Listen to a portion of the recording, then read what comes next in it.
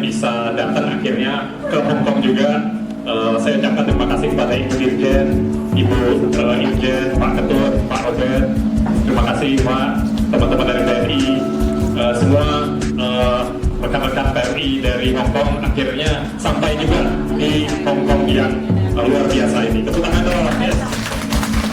Jadi sebelumnya perkenalkan, nama saya Hendy Stiono, tapi biasa dipanggil Mas Hendy, asli Surabaya. Tapi dari Jawa Timur di sini belum.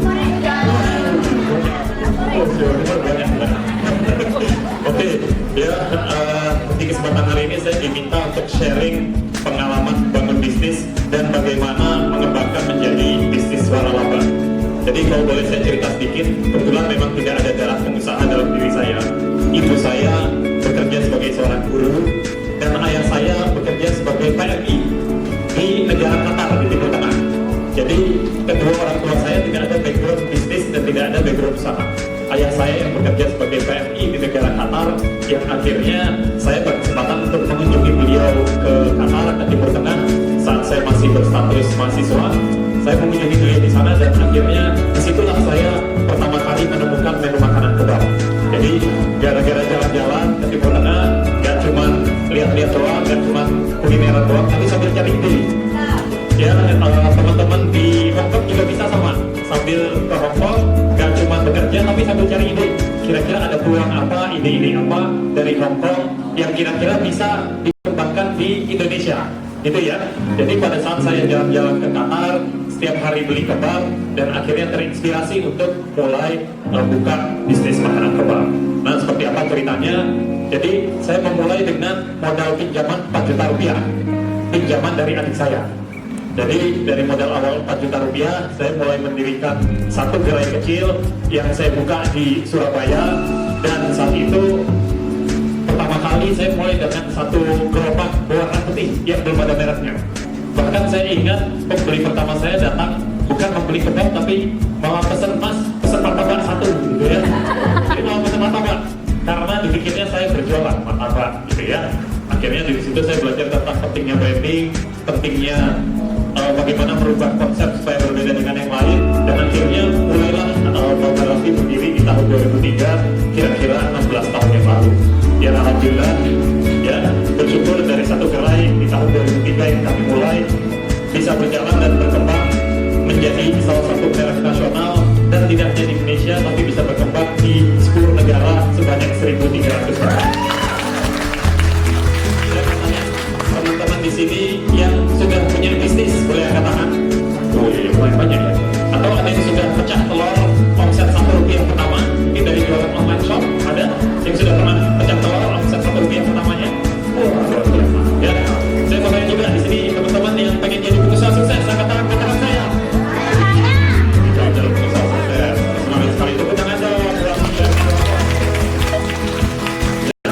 Jadi bersyukur semua berawal dari sebuah mimpi. Saya yang bukan dilahirkan dari darah pengusaha, yang saat itu juga memulai dari keterbatasan, berawal dari sebuah mimpi, start small, dream big. Mulai dari sesuatu yang kecil, perlahan-lahan dibangun hingga akhirnya bisa menjadi besar. Yes. Ini sedikit saya ceritakan proses transformasi dari usaha kecil yang kami bangun. Yang awalnya dari satu gerai kecil yang biasa dijumpai di sewa tempat di minimarket, gitu ya, dengan satu kios-kios yang seperti ini, yang kemudian kita mulai bertransformasi menggunakan gerai-gerai yang lebih kekinian, seperti food, seperti kontainer kebab yang banyak dijumpai di SPBU atau rest area yang ada di lokasi-lokasi strategis di Indonesia. Bisa dilihat di sini, yang awalnya dari satu gerai kecil, bersyukur mimpi tersebut ternyata terus berkembang. Kantor kami yang saat ini ada di Surabaya dan Jakarta ini mengoperasikan seluruh gerai Baba Raffi di seluruh Indonesia. Saat ini dalam perkembangannya berjalan sebanyak 1.300 outlet, bersyukur berjalan di 10 negara. Kalau saya boleh cerita sedikit, peran serta teman-teman PMI yang terlibat menjadi franchisee atau menjadi mitra franchise Baba Raffi itu cukup banyak. Nanti saya ceritakan. Ada sistem autopilot, ya, di mana teman-teman PMI masih bekerja, tapi mereka sudah memiliki bisnis di Indonesia dengan sistem autopilot tadi.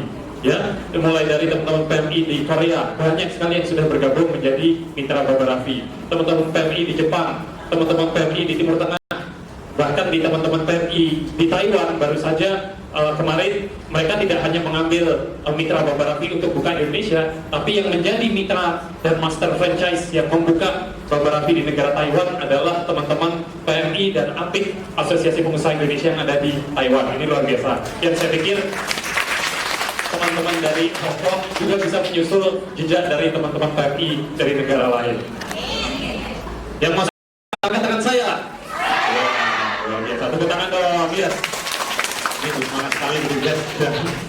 Jadi beberapa inovasi yang dilakukan dari awalnya berbentuk gerai kecil hingga akhirnya kita mulai bertransformasi menggunakan outlet-outlet yang kekinian seperti kontainer yang biasanya digunakan untuk peti kemas untuk mengangkut barang. Kita coba desain yang lebih modern sehingga dengan model seperti ini banyak dijumpai di SPBU dan rest area di seluruh Indonesia.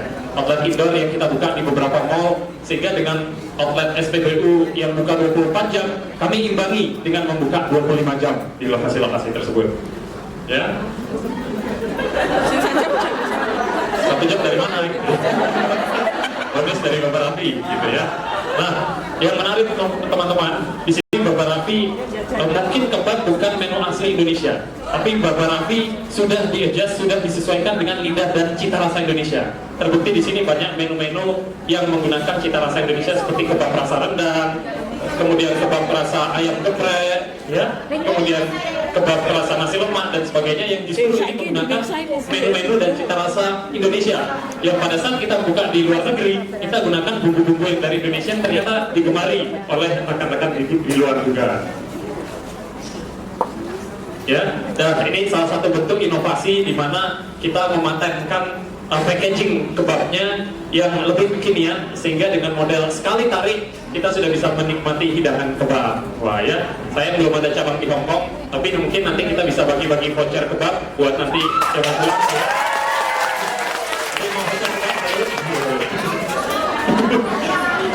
Ya. Jadi kuncinya adalah terus-menerus berinovasi. Nah, dalam perjalanannya Baba Raffi di tahun ke-16 tidak hanya kebab saja yang menjadi bisnisnya. Bersyukur saat ini telah mengeluarkan bisnis-bisnis kuliner lain, di antaranya seperti Forestry Coffee. Kita kolaborasi dengan nama Deva Mahendra, kemudian kekinian kita sudah tahu ya Mbak? Sudah tahu semua, luar biasa. Ya, kekinian bersama YouTubers Arif Muhammad dan Tiara Pakestika, ya. Kemudian Fish Street, warung mie dan sebagainya, dan bahkan beberapa bisnis yang non F&B seperti Skin Center Aura Dermatology bekerja sama dengan Aura Kasih. Wih, luar biasa. Dan tambah udang Panama yang bersyukur sekarang kami bekerja sama dengan Charun Pokpan dan mengelola lebih dari 180 kolam tambah udang Panama. Ya, jadi ini beberapa bisnis di bawah Baba Raffi Enterprise dalam perjalanannya 16 tahun. Oke, jadi saya mau tanya teman-teman di sini yang suka nonton YouTube, boleh angkat tangan? Halo? Atau yang punya sosial media, main Instagram, boleh angkat tangan? Halo? Ya, kita saling follow ya, boleh ya? Sudah follow, boleh? Bagi yang belum follow, boleh follow dulu saya @hendistiono. Nanti kalau follow saya follow back. Cari yang ada centang ya. Atau kalau teman-teman snapgram acara ini, jangan lupa tag saya @hendistiono. Nanti saya repost. Lumayan kalau selfie sebelum makan. Ya. Kenapa? Karena itu adalah cara promosi yang bikin viral paling cepat. Itu sebabnya kalau kita punya tempat usaha, kafe, warung, ya tetap perlu tempatnya yang menarik, hiasannya yang bagus, instagramable, supaya mau diposting dan diviralkan oleh pengunjung kita. Setuju? Yang mau sukses, angkat tangan saya. Tepuk tangan dong, yes.